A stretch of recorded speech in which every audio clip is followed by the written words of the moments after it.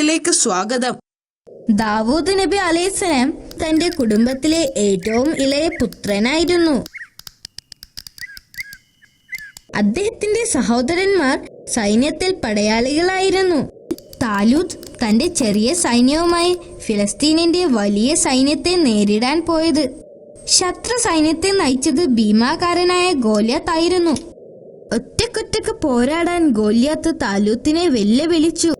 താലൂത്തിന്റെ സൈന്യം ശത്രു സൈന്യത്തിന്റെ വലിപ്പം കണ്ട് ഭയന്നിരിക്കുകയായിരുന്നു. അവരിൽ ഒരാളും ഗോലിയാത്തുമായി പോരാടാൻ സ്വയം മുന്നോട്ട് വന്നില്ല. ആരെങ്കിലും സ്വയം മുന്നോട്ട് വരികയാണെങ്കിൽ അയാൾക്ക് തന്റെ മകളെ വിവാഹം ചെയ്തു കൊടുക്കാമെന്ന് വാഗ്ദാനം നൽകി. എന്നിട്ടും ആരും മുന്നോട്ട് വന്നില്ല. എന്നാൽ അവരിൽ നിന്ന് ഒരു ചെറിയ യുവാവ് ദാവൂദ് നബി അലൈഹിസ്സലാം മുന്നോട്ട് വന്നു. ആ യുവാവിന്റെ ധൈര്യത്തിൽ താലൂത്തിന് സന്തോഷമായി. യുദ്ധരംഗത്തെക്കുറിച്ചുള്ള വാർത്തകൾ അറിയിക്കാൻ പിതാവ് അയച്ചതായിരുന്നു അദ്ദേഹത്തെ. നിങ്ങളുടെ ധൈര്യം കണ്ട് എനിക്ക് സന്തോഷമായി. പക്ഷേ ആ കരുത്തനായ പോരാളിയോട് യുദ്ധം ചെയ്യാൻ നിങ്ങൾക്കാകില്ല. ധീരന്മാർ മുന്നോട്ട് വരട്ടെ. ദയവ് ചെയ്ത് എന്റെ രൂപം കണ്ട് എന്നെ വിലയിരുത്തരുത്, അദ്ദേഹം രാജാവിനോട് അപേക്ഷിച്ചു. ആ യുവാവിന്റെ ധീരത കണ്ട് താലൂത്ത് ആശ്ചര്യപ്പെട്ടു. എന്റെ പിതാവിന്റെ ഉറക്കത്തെ ശല്യം ചെയ്ത ഒരു സിംഹത്തെ ഇന്നലെ ഞാൻ കൊന്നു. അതിനു മുൻപ് ഒരു കരടിയെയും ഞാൻ ഒറ്റക്ക് കൊന്നിട്ടുണ്ട്, അദ്ദേഹം രാജാവിനോട് വിളിച്ചു പറഞ്ഞു. ധീരനായ പടയാളിയോട് അദ്ദേഹം പറഞ്ഞു, നിങ്ങൾ യുദ്ധം ചെയ്യാൻ തയ്യാറാണെങ്കിൽ അള്ളാഹു നിങ്ങളെ സംരക്ഷിക്കുകയും ശക്തി നൽകുകയും ചെയ്യട്ടെ. അദ്ദേഹത്തെ ഒരു പോരാളിയുടെ വസ്ത്രങ്ങൾ അണിയിക്കുവാനും ഒരു വാൾ കൊടുക്കുവാനും രാജാവ് തന്റെ ആളുകളോട് ആവശ്യപ്പെട്ടു. എന്നാൽ ദാവൂദ് നബി യുദ്ധവസ്ത്രം ധരിക്കുന്നതിന് വിസമ്മതിച്ചു. അദ്ദേഹത്തിന് അതിൽ താല്പര്യമില്ലായിരുന്നു. അദ്ദേഹത്തിന്റെ നീക്കങ്ങൾക്ക് അത് തടസ്സമായിരുന്നു. അതെല്ലാം നീക്കാൻ അദ്ദേഹം ആവശ്യപ്പെട്ടു. കുറച്ച് കല്ലുകൾ ശേഖരിച്ച് അദ്ദേഹം തന്റെ ബാഗിൽ നിറച്ചു. എന്നിട്ട് തന്റെ കവണയ്ക്ക് തൊട്ടടുത്തായി തോളിൽ തൂക്കിയിട്ടു. കയ്യിലുണ്ടായിരുന്ന വടി ഉപയോഗിച്ച് അദ്ദേഹം ശത്രുക്കളുടെ നേരെ നടന്നു. താലൂത്ത് ഇപ്പോൾ വിഷമത്തിലാണ്. നിങ്ങൾ എങ്ങനെയാണ് കുറച്ച് കല്ലും ഒരു കവണയുമായി യുദ്ധത്തെ പ്രതിരോധിക്കാൻ പോകുന്നത്? അദ്ദേഹം ചോദിച്ചു.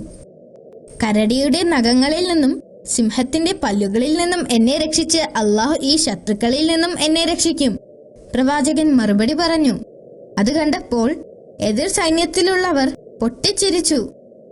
യുദ്ധം ചെയ്യാൻ വന്ന യുവാവിനെ കണ്ടപ്പോൾ ഗോലിയാത്ത് പൊട്ടിച്ചിരിച്ചുകൊണ്ട് ചോദിച്ചു, നീ ഇവിടെ കളിക്കാൻ വന്നതാണോ, അതോ നിനക്ക് ജീവിതം മടുത്തോ? എന്റെ വാൾ ഒറ്റത്തവണ വീശി നിന്റെ തല വെട്ടാൻ എനിക്ക് കഴിയും. അപ്പോൾ ദാവൂദ് നബി അലൈഹിസ്സലാം പറഞ്ഞു, നിങ്ങൾക്ക് മേലങ്കിയും കവചവും വാളും ഉണ്ടായിരിക്കും. എന്നാൽ ഞാൻ അള്ളാഹുവിന്റെ നാമത്തിൽ നിങ്ങളെ നേരിടും. എന്റെ റബ്ബിന്റെ നിയമങ്ങളെയാണ് നിങ്ങൾ പരിഹസിക്കുന്നത്. ഇങ്ങനെ പറഞ്ഞുകൊണ്ട് അദ്ദേഹം തന്റെ കവണയിൽ ഒരു കല്ല് വെച്ചുകൊണ്ട് ഗോലിയാത്തിനെ ലക്ഷ്യം വെച്ച് നിന്നു. അദ്ദേഹം തൊടുത്തുവിട്ടു. ആ കല്ല് ശരവേഗത്തിൽ ചെന്ന് ഗോലിയാത്തിന്റെ നെറ്റിയിൽ പതിച്ചു. ഗോലിയാത്തിന്റെ നെറ്റിയിൽ നിന്ന് രക്തമൊഴുകി. തന്റെ വാൾ വീശാനുള്ള അവസരത്തിന് മുൻപ് തന്നെ ആ ഭീമൻ നിലത്ത് വീണു. അവിടെ നടന്ന കാര്യങ്ങൾ കണ്ടപ്പോൾ ഫിലിസ്തീൻ സൈന്യം ഞെട്ടിപ്പോയി. അവരുടെ നേതാവ് കൊല്ലപ്പെട്ടിരിക്കുന്നു. താലൂത്തിനും സൈന്യത്തിനും സംഭവിച്ചതൊന്നും വിശ്വസിക്കാൻ കഴിഞ്ഞില്ല. യുദ്ധത്തിൽ അവർ ജയിച്ചിരിക്കുന്നു. വർഷങ്ങളായുള്ള കഷ്ടപ്പാടിനൊരു അവസാനമായിരിക്കുന്നു. ദാവൂദ് നബി ഒറ്റ രാത്രി കൊണ്ട് തന്നെ അവരുടെ നായകനായി. താലൂത്ത് വാക്കു പാലിക്കുകയും തന്റെ മകളെ യുവയോദ്ധാവിനെ വിവാഹം ചെയ്തു കൊടുക്കുകയും ചെയ്തു. തന്റെ മുഖ്യ ഉപദേശകരിൽ ഒരാളായി അദ്ദേഹം ദാവൂദ് നബി അലൈഹിസ്സലാമിനെ തിരഞ്ഞെടുത്തു. പെട്ടെന്നുണ്ടായ പ്രശസ്തിയിൽ അദ്ദേഹം ഒട്ടും അഹങ്കരിച്ചിരുന്നില്ല. അദ്ദേഹം പ്രശസ്തിക്ക് അടിമപ്പെടാതെ അള്ളാഹുവിനെ അടിമപ്പെട്ട് ജീവിച്ചു. അതിനുശേഷം അദ്ദേഹം അള്ളാഹുവിനെ മഹത്വപ്പെടുത്തുന്നതിനു വേണ്ടി പ്രകൃതിയുമായി ചേർന്ന് അദ്ദേഹത്തിന്റെ മനോഹരമായ ശബ്ദത്തിൽ അള്ളാഹുവിനെ പുകഴ്ത്തി പാടുകയും ചെയ്തു. അദ്ദേഹം പാടിത്തുടങ്ങിയപ്പോൾ പക്ഷികൾ, സസ്യങ്ങൾ, എന്തിനേറെ പർവ്വതങ്ങൾ വരെ അദ്ദേഹത്തോടൊപ്പം ചേർന്ന് അള്ളാഹുവിനെ പുകഴ്ത്തിപ്പാടി. അപ്പോൾ അള്ളാഹു അദ്ദേഹത്തെ പ്രവാചകനായി തിരഞ്ഞെടുത്തു.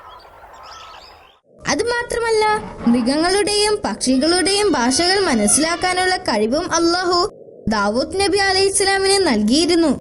അക്കാലത്ത് നിരവധി യുദ്ധങ്ങൾ നടന്നിട്ടുണ്ട്. ഇസ്രായേൽ ജനത്തിനു വേണ്ടി ഓരോ യുദ്ധവും വിജയിക്കാൻ അദ്ദേഹത്തിന് കഴിഞ്ഞിട്ടുണ്ട്. ജനം അദ്ദേഹത്തെ അങ്ങേയറ്റം സ്തുതിക്കുകയും സ്നേഹിക്കുകയും ചെയ്തു.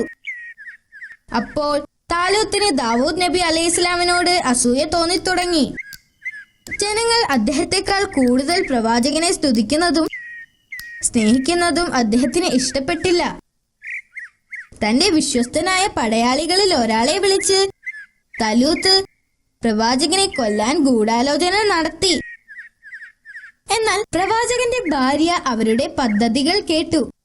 അവർ പ്രവാചകന്റെ അടുത്തേക്ക് ഓടിച്ചെന്ന് ഉടൻ അവിടെ നിന്ന് രക്ഷപ്പെടാൻ ആവശ്യപ്പെട്ടു. പ്രവാചകൻ തന്റെ സാധനങ്ങളും ഭക്ഷണങ്ങളുമായി ഒട്ടകപ്പുറത്ത് കയറി യാത്രയായി. അദ്ദേഹം കുറെ കാലം യാത്ര ചെയ്തു. പിന്നെ ഒരു മലയുടെ മുകളിൽ ഒരു ഗുഹ കണ്ടു. അത് വിശ്രമിക്കാൻ ഒരു നല്ല സ്ഥലമാണെന്ന് അദ്ദേഹം തീരുമാനിച്ചു. പ്രവാചകൻ ആ ഗുഹക്കുള്ളിൽ ഒളിച്ചിരിക്കുകയാണെന്ന് അറിഞ്ഞപ്പോൾ അദ്ദേഹത്തിന്റെ സഹോദരന്മാർ അദ്ദേഹത്തെ കാണാൻ വന്നു. കൊട്ടാരത്തിലെ അവസ്ഥ വളരെ ദയനീയമാണെന്നും രാജാവ് പ്രജകളെയെല്ലാം പീഡിപ്പിക്കുകയും ആക്രമിക്കുകയും ചെയ്യുകയാണെന്നും അവർ പറഞ്ഞു. തലൂത്തിന്റെ ഭരണത്തിൽ മടുത്ത ജനങ്ങളെല്ലാം പതുക്കെ പ്രവാചകന്റെ കൂടെ നിൽക്കാൻ തുടങ്ങി. ആളുകളെല്ലാം പ്രവാചകന്റെ സൈന്യത്തിൽ ചേരുന്നു എന്ന് അറിഞ്ഞ് തലൂത്തിന് ദേഷ്യം അടക്കാൻ കഴിഞ്ഞില്ല. അയാൾ തന്റെ സൈന്യത്തെയെല്ലാം സജ്ജമാക്കി പ്രവാചകനെതിരെ യുദ്ധത്തിന് പുറപ്പെട്ടു. പ്രവാചകനെ കണ്ടെത്തുന്നതിനു വേണ്ടി തലൂത്തും സൈന്യവും ദിവസങ്ങളോളം യാത്ര തുടർന്നു. ദിവസങ്ങളോളമുള്ള യാത്ര കാരണം രാജാവിന്റെ സൈന്യം ക്ഷീണിച്ചു. അതിനാൽ ആ താഴ്വരയിൽ കുറച്ചു സമയം വിശ്രമിക്കാൻ അവർ തീരുമാനിച്ചു. തലൂത്ത് ഉറങ്ങിക്കിടന്നപ്പോൾ പ്രവാചകൻ ദാവൂദ് നബി അലൈഹിസ്സലാം ശബ്ദമുണ്ടാക്കാതെ ആ ഗുഹയിൽ കയറി തന്റെ വാള് ഊരി തലൂത്തിന്റെ വസ്ത്രത്തിൽ നിന്നും ഒരു കഷ്ണം കീറിയെടുത്തു. എന്നിട്ട് അദ്ദേഹം ഗുഹയ്ക്ക് പുറത്തുപോയി രാജാവിനെ ഉച്ചത്തിൽ വിളിച്ചു. രാജാവ് ഗുഹയ്ക്ക് പുറത്തേക്ക് വന്നു. നിങ്ങൾ ഇവിടെ വന്നിരിക്കുന്നത് എന്നെ കൊല്ലാനാണ്. നിങ്ങളെ എനിക്ക് കൊല്ലണമായിരുന്നെങ്കിൽ നിങ്ങൾ ഉറങ്ങിക്കിടക്കുമ്പോൾ എനിക്കത് ചെയ്യാമായിരുന്നു. പ്രവാചകൻ ആ തുണിക്കഷ്ണം കാണിച്ചുകൊണ്ട് പറഞ്ഞു, ഇത് നിങ്ങളുടെ വസ്ത്രത്തിന്റെ കഷ്ണമാണ്. ഇതിനു പകരം എനിക്ക് നിങ്ങളെ കൊല്ലാമായിരുന്നു. പക്ഷേ എന്റെ ദൗത്യം കൊല്ലലല്ല, സ്നേഹിക്കലാണ്. രാജാവിന് തന്റെ തെറ്റ് മനസ്സിലായി. അയാൾ